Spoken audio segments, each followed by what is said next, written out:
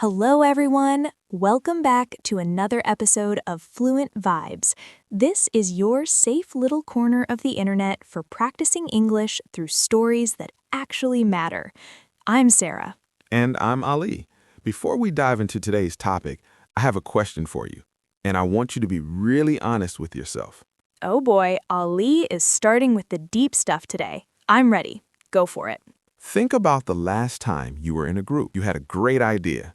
The English words were right there, sitting on the tip of your tongue, but you stayed quiet.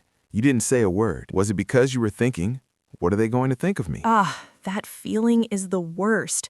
Your heart starts thumping, your palms get a bit sweaty, and you start proofreading your own thoughts like a lawyer, right?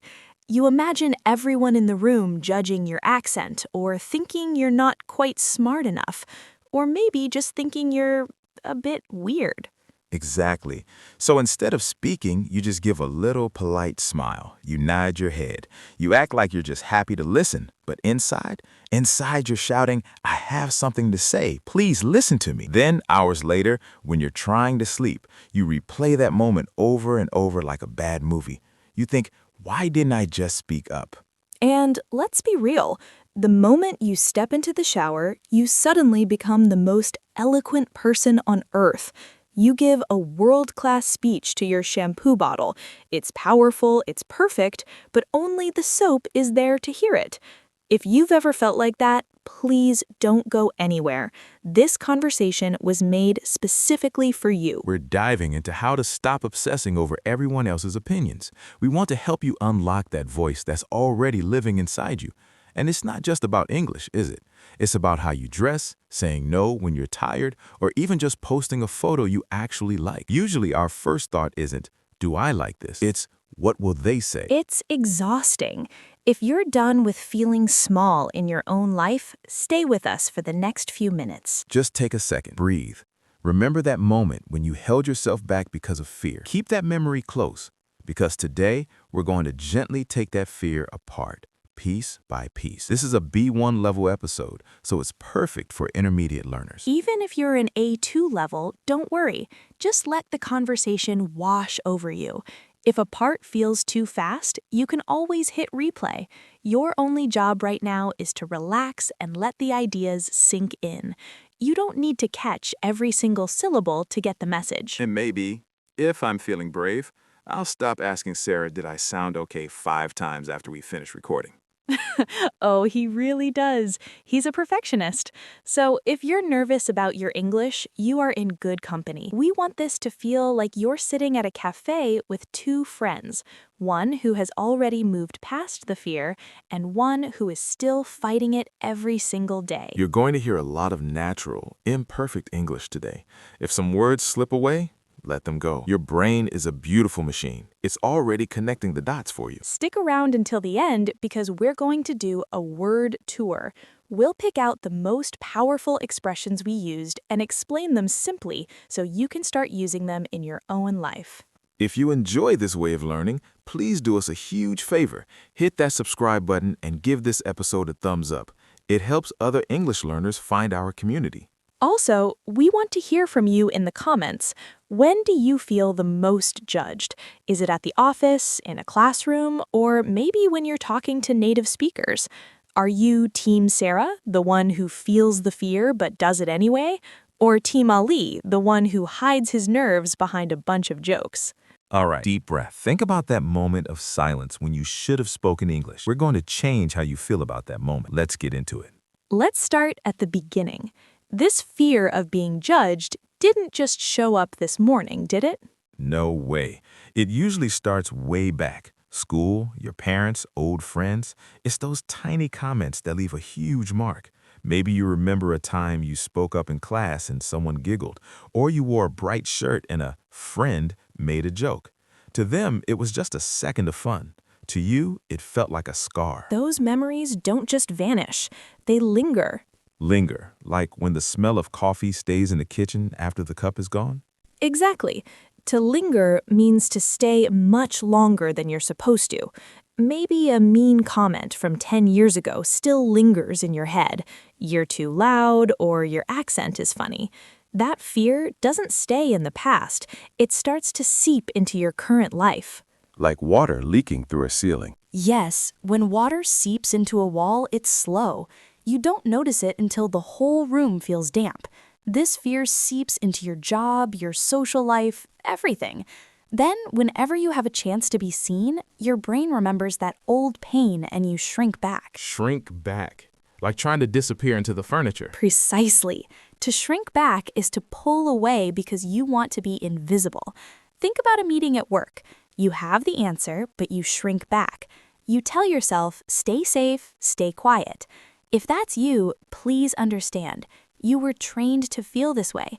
Your brain thinks attention equals danger. Here's a tiny challenge. Take one of those memories that still lingers and write a single sentence about it in English. Maybe my teacher laughed at my English, so now I shrink back. Don't worry about grammar, just be honest.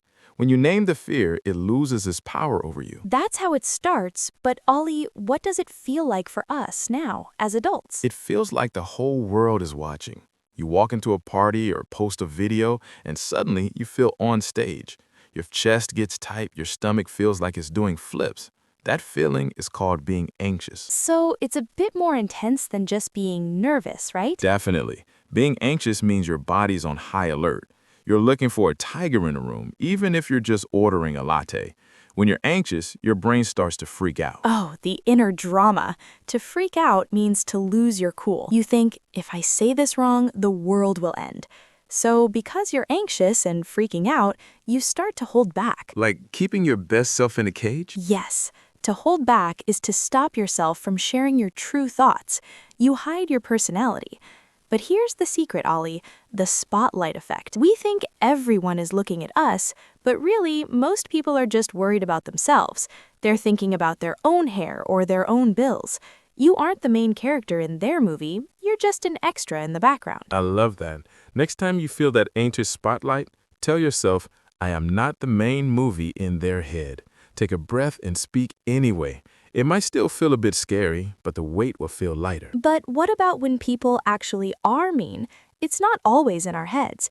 Sometimes people do say hurtful things about your accent or your choices. To criticize is to point out what's wrong with someone. I remember someone told me, you're way too sensitive. It felt like a punch in the stomach. But Ollie, I realized that not every comment is a mirror.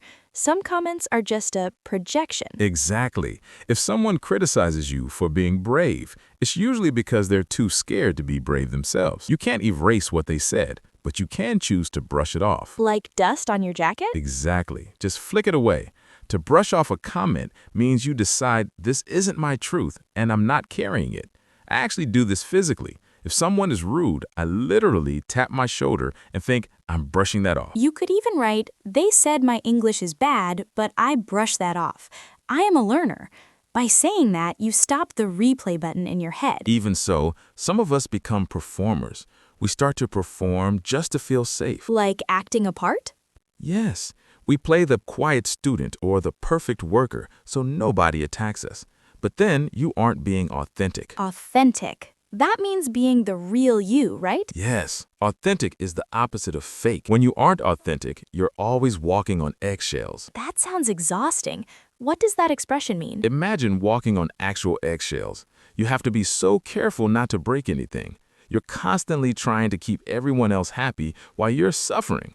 But when you walk on eggshells for others, you end up stepping on your own heart. Wow, that's powerful. When you protect everyone else's feelings, you forget to protect your own. So this week, try one tiny authentic thing. Instead of saying the safe thing, say the true thing. Even if it's just saying, I'm actually not a fan of that movie. It's a small start. And please, stop waiting for perfection. That's a trap. I'll speak when I'm perfect is a lie that keeps you silent forever. It's like saying you'll only get in the pool once you already know how to swim. You have to get wet, look a bit silly, and splash around first. Growth happens in the messy middle. I only found my voice when I started speaking while I was shaking. So borrow that energy.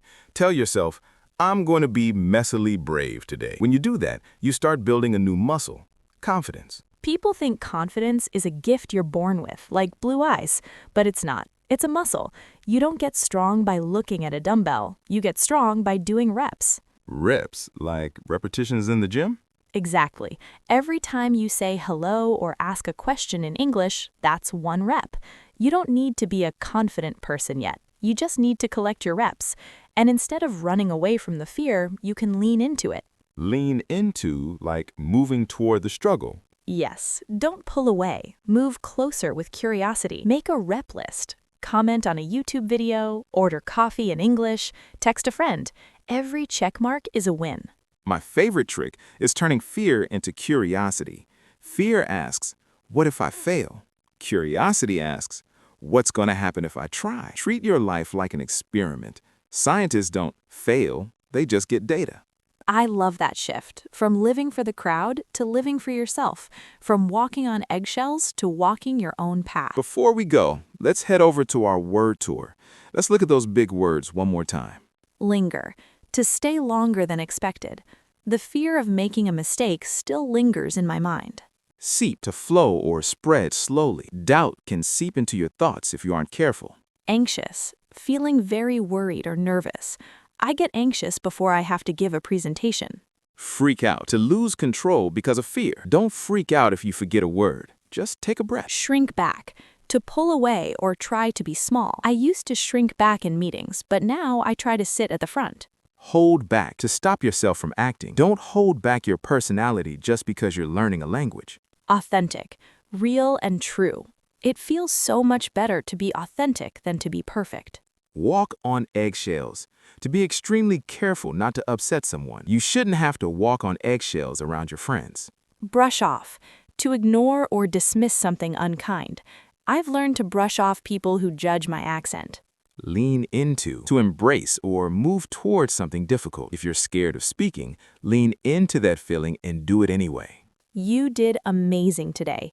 Just remember, the goal isn't to have perfect English. The goal is to care a little less about the invisible audience and a little more about your own growth. Be gentle with yourself this week. Take one tiny brave step.